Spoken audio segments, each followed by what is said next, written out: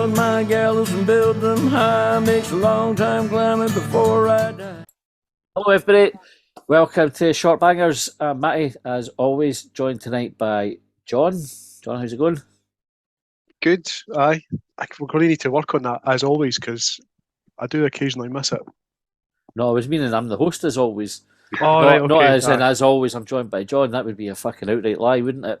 As always, Matty's a host, and ever so often I turn up. And also, special guest again, Alex. How's it going, Alex? I'm very well, mate. How are you? I'm good. I'm just admiring your wee Hibs badge thing in the back there as well. Was that your own work? Nah, that's somebody that's far more clever than me. An actual machine made it. Decent. Is that a dartboard as well?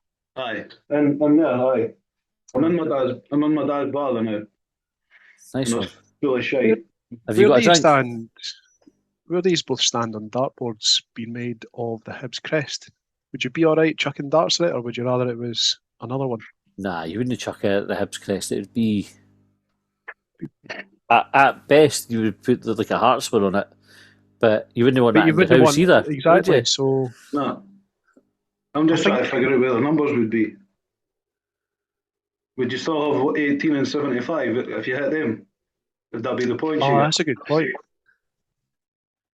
Would you have 32 on the board? Aye. We need somebody to design us a Hibs dartboard now.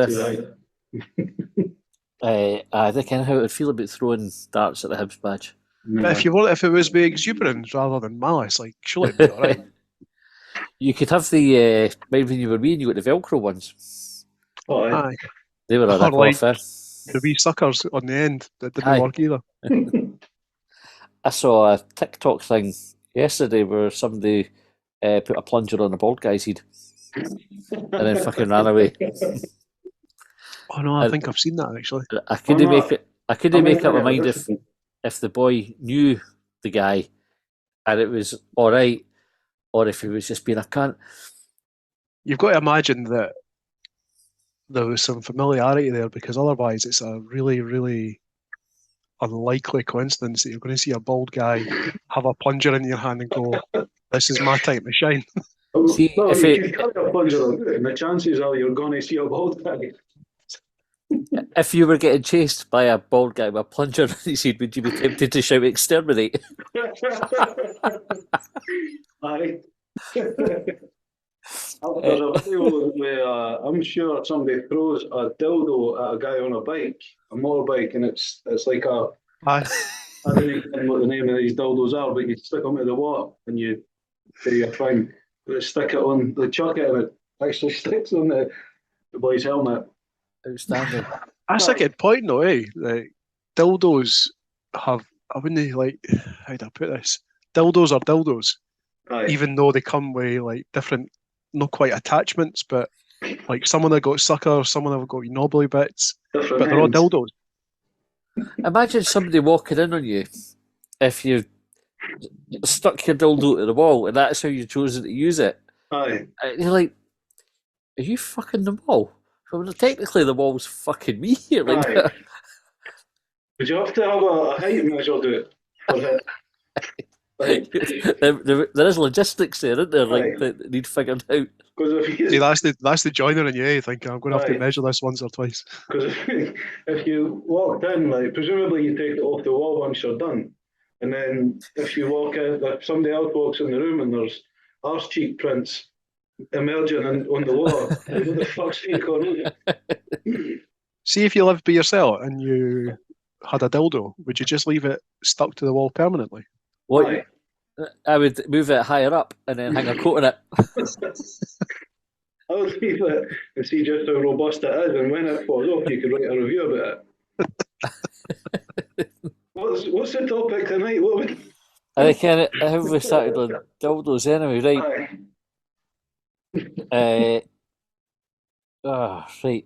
Well, let's get some questions anyway. So the first question, right. I'm not quite sure if I get this one right. So Ian T, regular contributor, asks, so he's copied this in on a tweet. Oh, fuck's sake, I've just lost the bookmarks. Amateur hour here.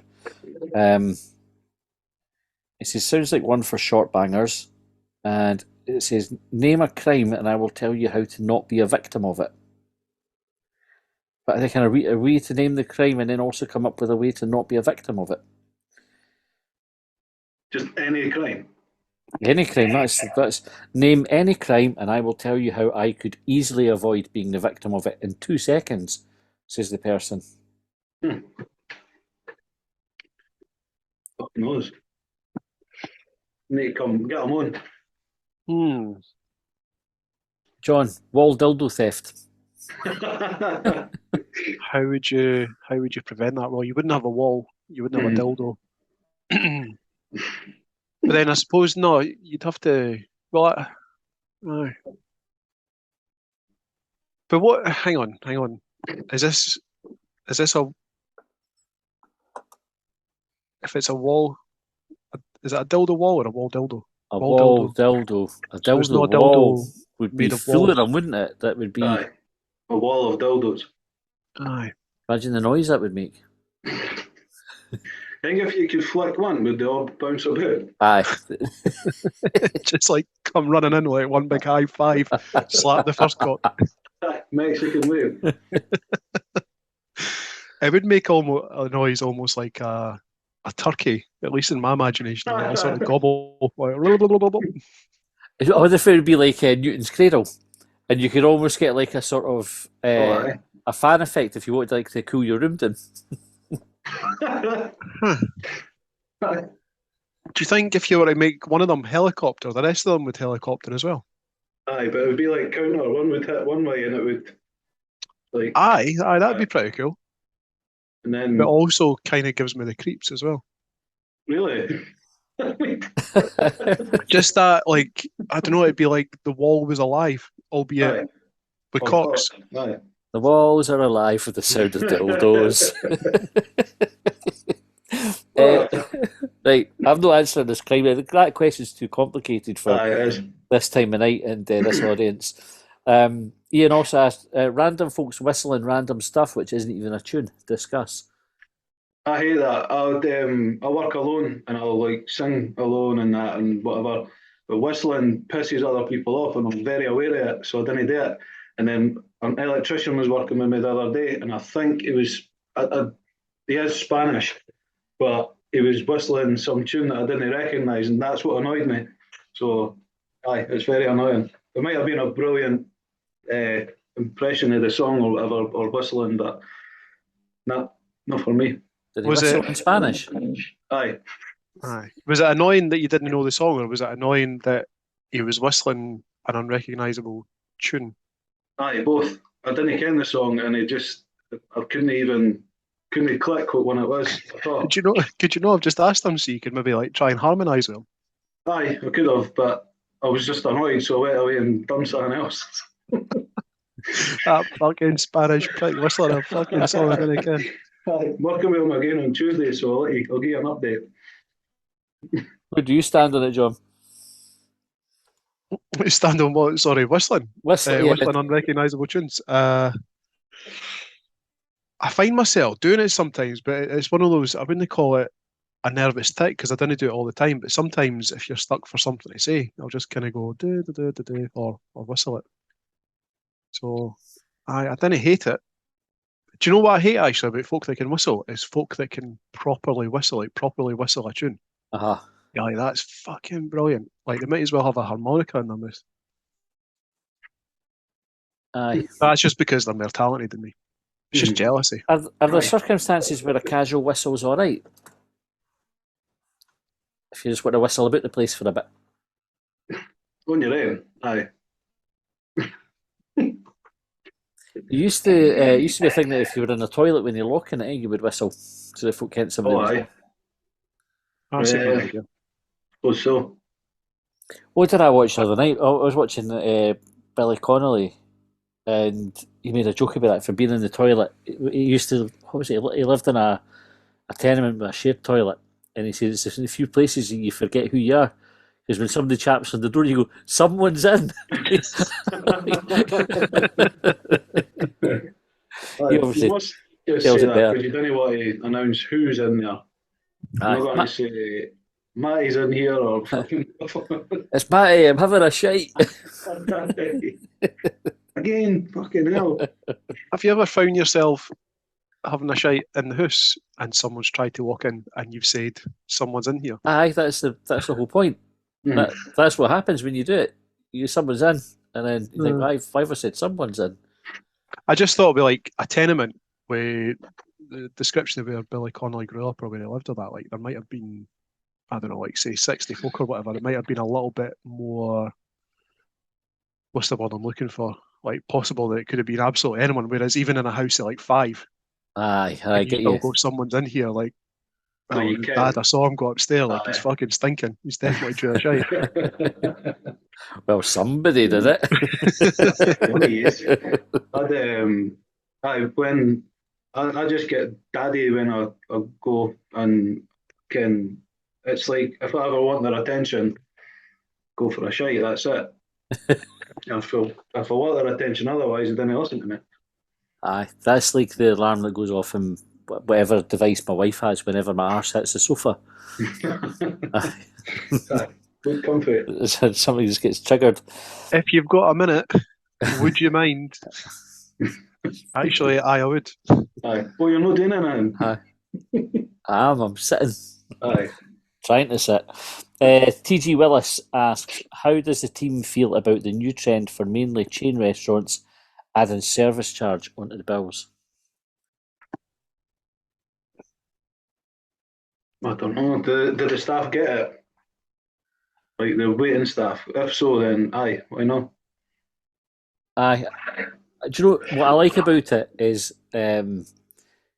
nowadays hardly anybody carries cash, right? And so when you go for a meal and they bring out the card reader, you ask, can I add a tip on? And some of them didn't let you do it, and then you feel like a proper cunt, because you're like, well, I can't leave you a tip. And then that feels bad, eh? Like it feels like you're letting people down when you didn't leave a tip at the restaurant, especially if the waiting staff have been good. Whereas if they let you just do it on the card, some of them are fine, they've got an actual wee button for it. What are you laughing at, John? I'm laughing at the fact that I have never offered to tip anyone. Like in the situation that you just described, like when I see when the card reader comes out, I go, oh thank fuck, I didn't have to no leave a tip. Like I can just press the wee button and go, yep, get straight to the bill. Aye. And do you leave a tip on the table then in that situation, or do you just not tip? I have, but it's true what you say. Like, if I've ever had change in my pocket previously and I've paid by card, I've usually kind of went, oh fuck, I'll leave that, because you've always got that awkward thing. Where you have to work out, is it 10%, is it 12%, and generally speaking, the smash in your pocket isn't enough. Yeah. And I also I didn't grudge it. It's just because I'm tight. But recently, when I was in Aberfeldy for a stag, brilliant now. Following morning, we went into this wee place called I think it was called the Habitat Cafe, sort of in like the main square, and it was brilliant. But it was also in that like post good night glow, where I probably would have tipped everyone if they'd asked. So I like, and to be fair, like it was really good service. Like, wouldn't it be fair to describe it, because it was dead simple, but it was all just really, really nice, and it felt kind of warranted.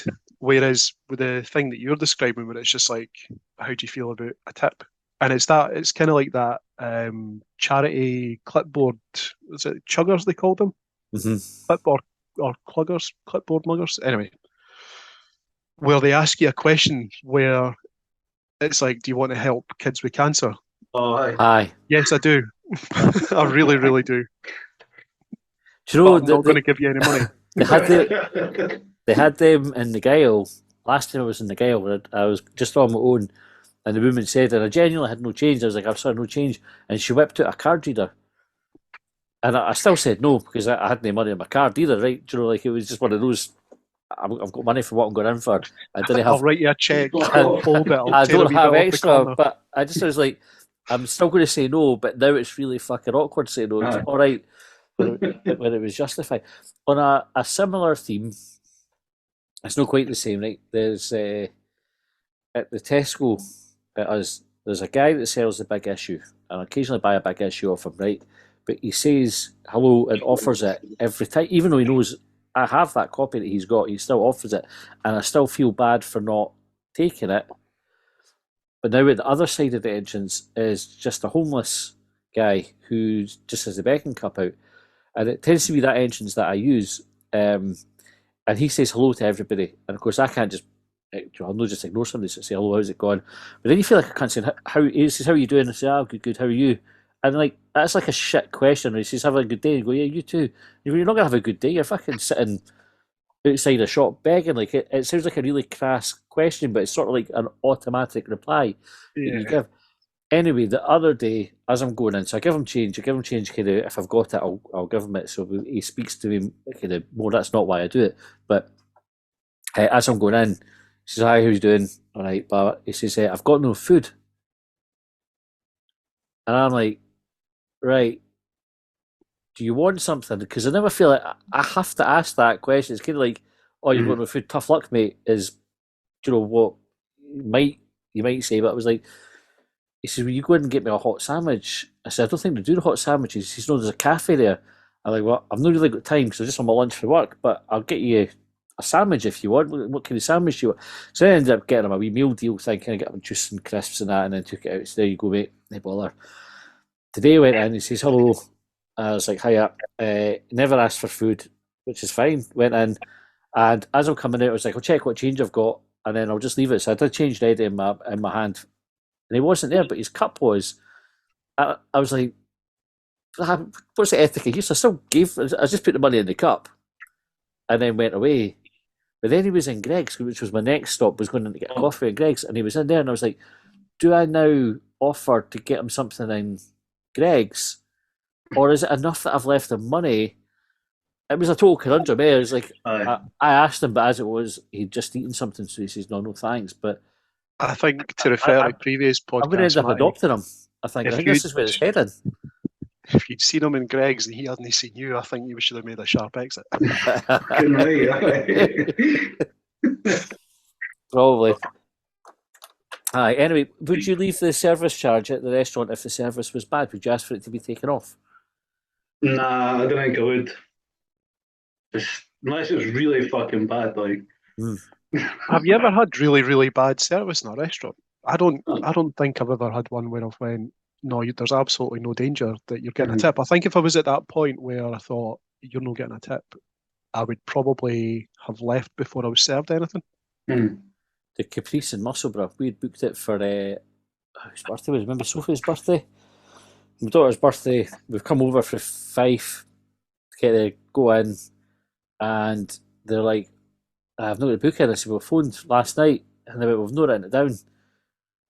I was like, well, can you seat us? And they said, well, we can put 4 there and 1 there, like on the other side of the restaurant. I would have took that one seat.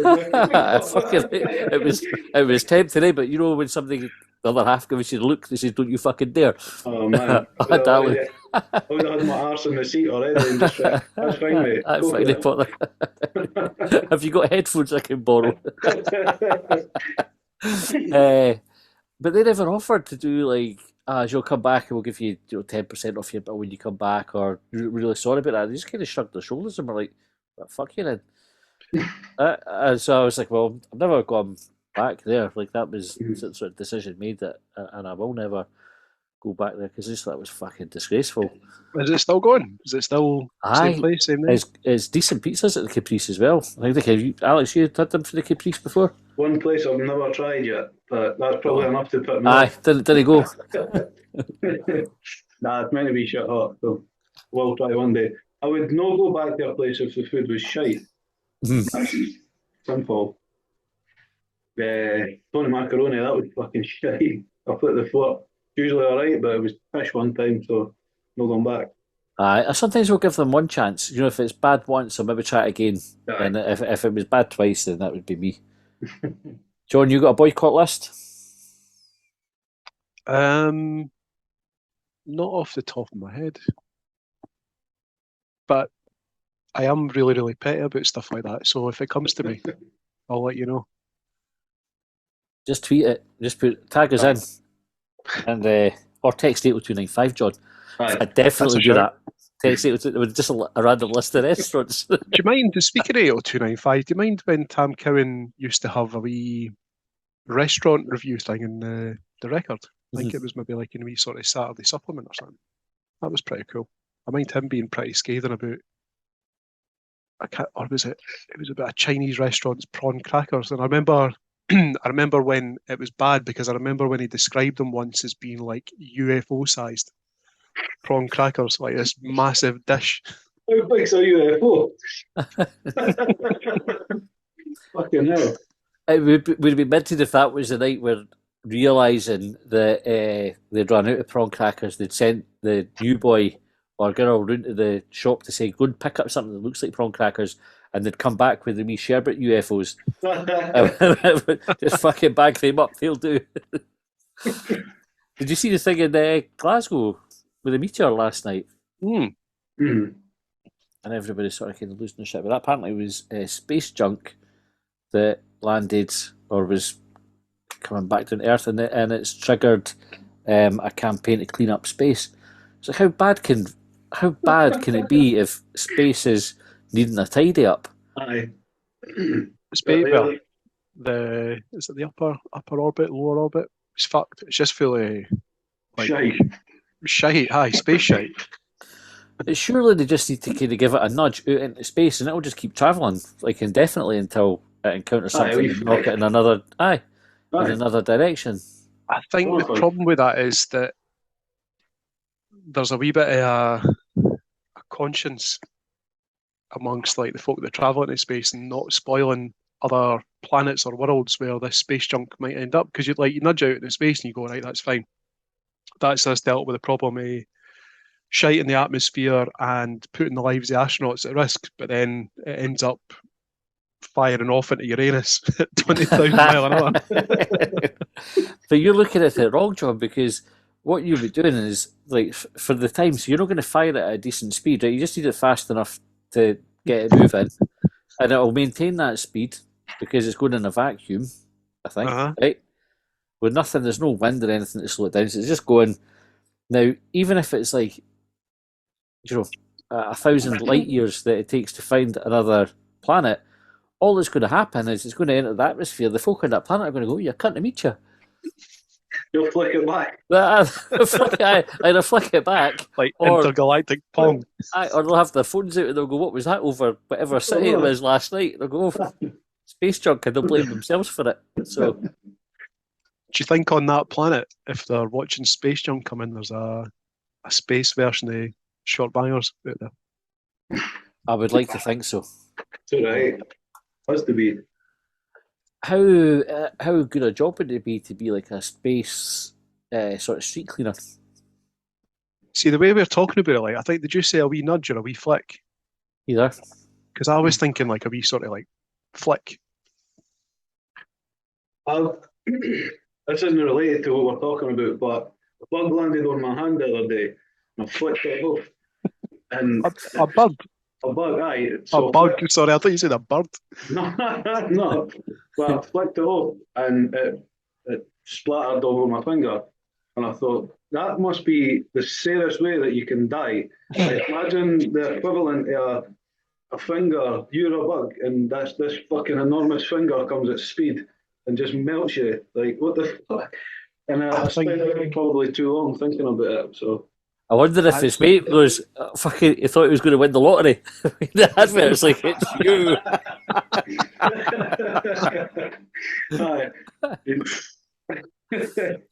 But aye, it was a goner, and I just thought, well, imagine that, like, what's the equivalent of that happening to us?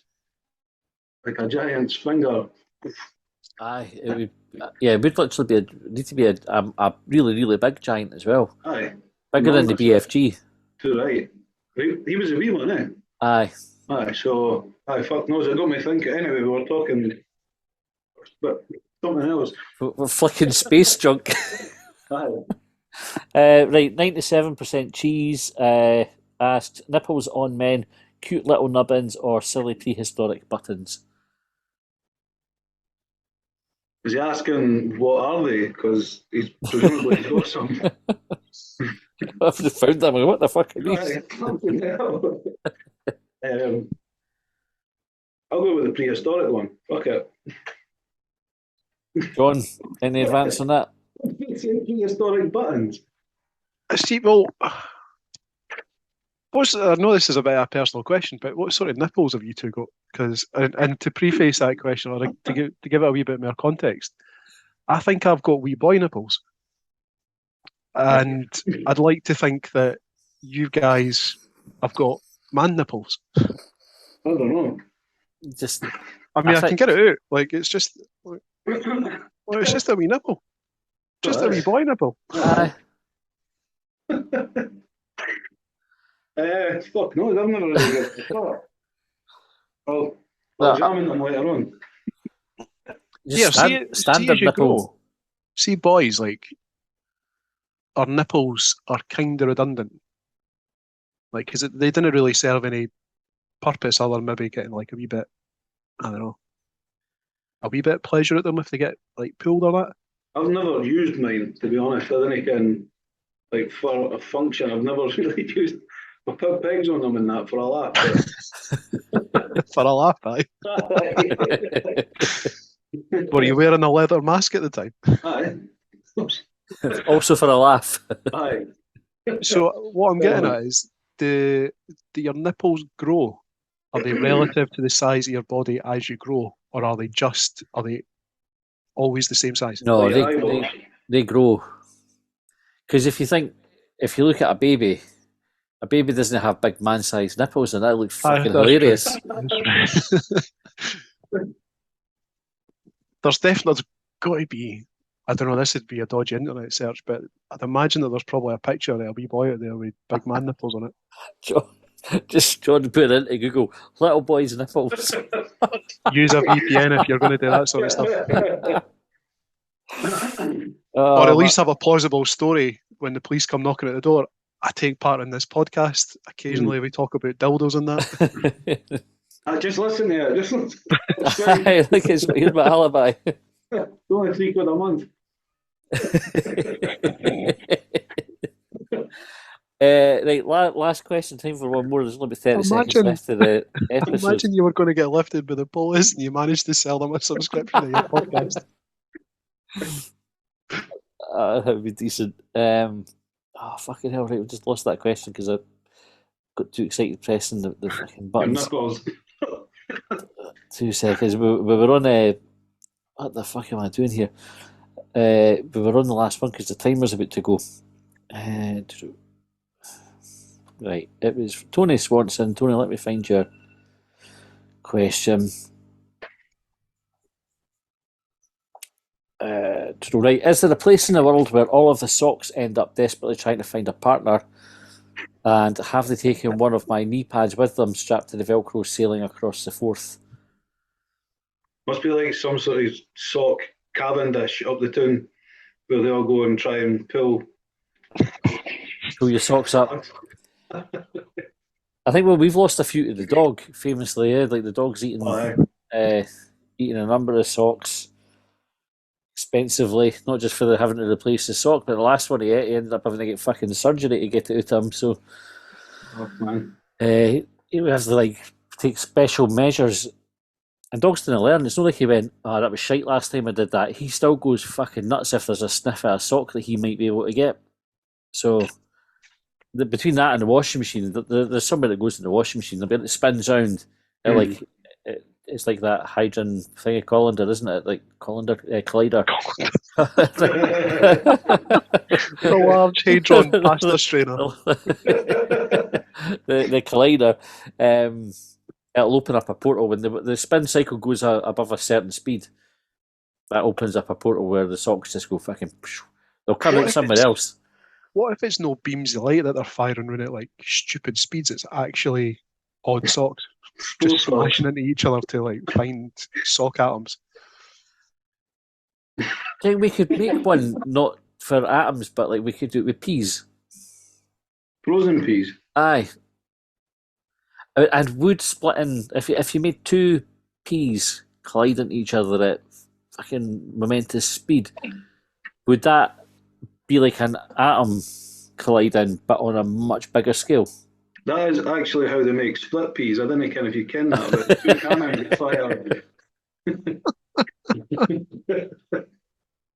I think we could, aye.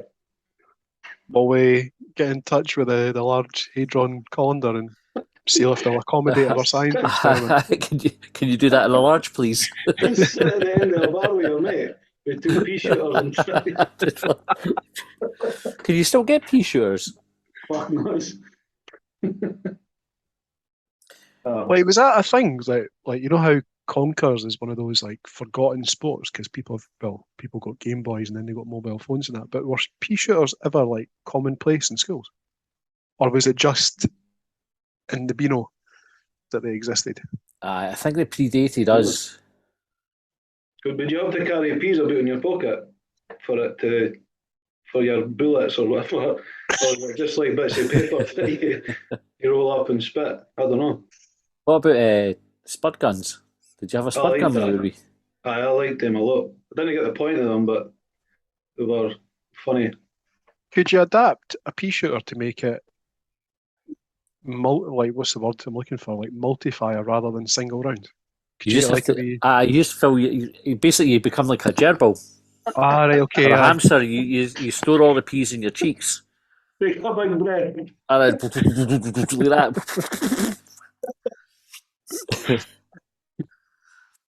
We were watching Toast of London after Raymond recommended it. And Colin recommended it as well. Should probably give him some credit for it too. And they had a blow football competition, which was I think playing blow football when I was wee. Oh yeah, I've seen that. It was shit. You think of it, it's like Subbuteo. Subbuteo, when you're wee, feels like it's going to be brilliant until you play it, and then it's just a fucking faff. Aye, it's shite. Also, Scalextric falls into that category as well. Looks like it's going to be brilliant. You get to the first corner, car goes flying off. Then there'll be metal bits at the bottom, which stink. They get frayed, and hairy. The car gets hairy off the carpet. Fucking shite. Aye, I told this is one of the most disappointing things fucking going. You're just watching electricity happen, eh? Aye. Anyway, right, that's all we've got time for. If you like this and you want to hear more, we'll be back with Short Bangers Extra right after this. You can get that by signing up at longbangers.hubwave.net. Just go to the wee link on our profile. We should also point out that the live show we've got coming up. What is going on with you tonight? I was going to say out, and then I was like, that's the wrong word here, so I tried to subtly change it to up, and then ended up with out.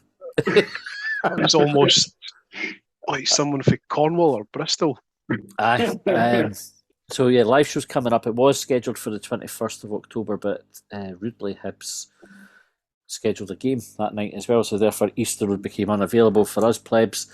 So it'll now be the following week on Friday the 28th. Tickets are available. Just DM us on Twitter for that. It's £10 if you're not a subscriber and £7 if you are. But it promises to be a good night. Alex, you were in the crowd last time. You enjoyed it, eh? Aye, it was superb. It was very, very, very strong beer on offer as well. Yes. That was good. The best thing about the night was the strong beer. Not only was he in the crowd, he was lying on the floor at one point. Asking a question. Oh, right enough. Right enough. Aye, so if you're into all that shit, then it's come along. Come along, right. Anyway, go and subscribe. And if you don't want to subscribe to us on Hubwave, at least give us a wee subscribe on YouTube. Just tell them that we're all going to measure our nipples as part of the. Who's got the biggest nipples? I'd love to find out who's got the biggest nipples amongst the Short Bangers listeners. We can't promise that we'll have our nipples out, but we also won't promise that we won't do it. So take that as your we'll find out on the night. Right, thanks for listening. We'll see you next time. Well, they trailed me down when I broke free. I drank all the whiskey in Tennessee.